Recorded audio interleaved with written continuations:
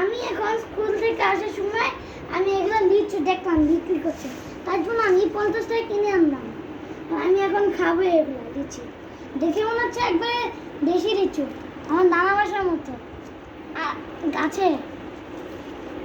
এখন আমি এগুলা খাবো লিচুগুলা। দেখছো কি সুন্দর লাল লাল মিষ্টি, দেখে মনে হচ্ছে অনেক মিষ্টি হবে। এখন আমি খাবো এই যে লিচুটা, আমি এখন ছিলাচ্ছি, একটু পরে আমি খাবো।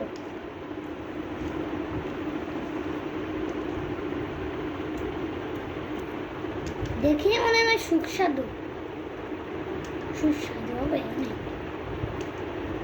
এখন আমি এটা খাবো। বিসমিল্লাহ।